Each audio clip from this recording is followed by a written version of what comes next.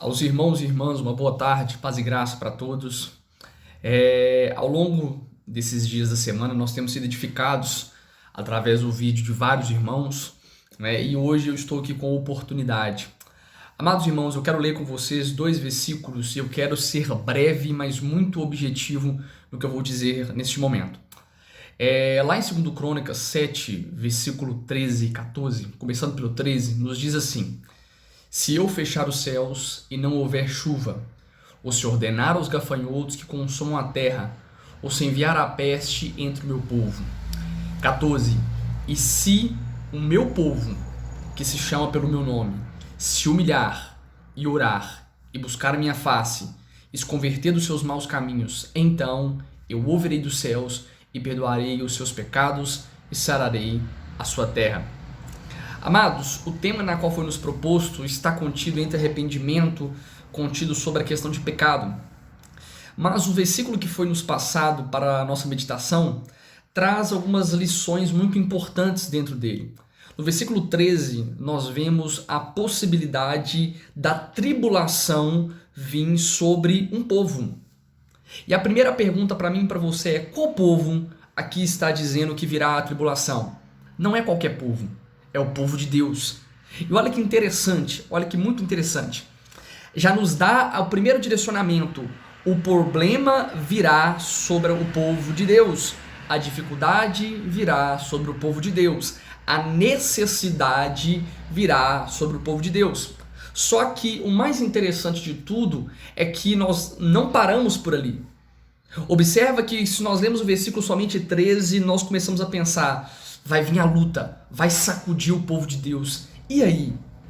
Só que aí vem uma justificativa por que o nosso Deus faz isso conosco. Amados irmãos, a luta ela precisa vir sobre as nossas vidas para que a gente reconheça que nós continuamos não sendo nada. Nós continuamos sendo carecedores do perdão que vem de Deus. Nós carecemos de arrependimento todos os dias. E o muito interessante é que todas as vezes que a luta vem, a prova vem, todas as vezes que o céu se fecha sobre nós, ali os verdadeiros cristãos são provados. E aqui eu não estou falando para todas as pessoas, eu estou falando para o povo de Deus, na qual o versículo está se direcionando.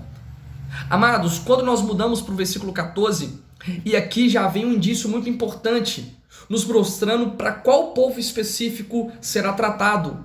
E se o meu povo, o povo de Deus, que se chama pelo meu nome, e aqui nós temos um primeiro passo: se humilhar.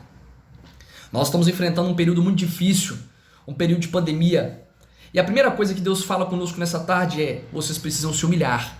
Nós, como povo de Deus, precisamos nos humilhar perante Ele, humilhar debaixo da poderosa mão de Deus. É o primeiro ponto: humilhar-se diante de Deus. Segundo, orar, porque não adianta eu orar se eu não me humilhar. Existem pessoas que oram, mas nada acontece, porque o seu coração não se humilhou perante o Deus que vai operar. Terceiro ponto muito importante: ir buscar a minha face. Primeiro eu me humilho, segundo eu já oro porque eu sei para quem eu estou. Eu busco a face daquele para quem eu me humilhei. E o buscar a face de Deus é tão interessante que nós vamos entender que a cada dia mais que eu busco a face de Deus, eu me aproximo mais da estatura que Deus quer que eu viva. Enquanto o mundo está vivendo um período de caos, de medo, de pânico, nós vivemos pela fé. Nós vivemos na certeza de que o nosso coração está firmado em Deus.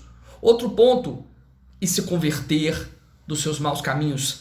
A igreja terrena, a igreja material precisa retornar à sua essência.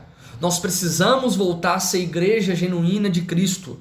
Nós precisamos nos arrependermos e converter e largar os maus caminhos.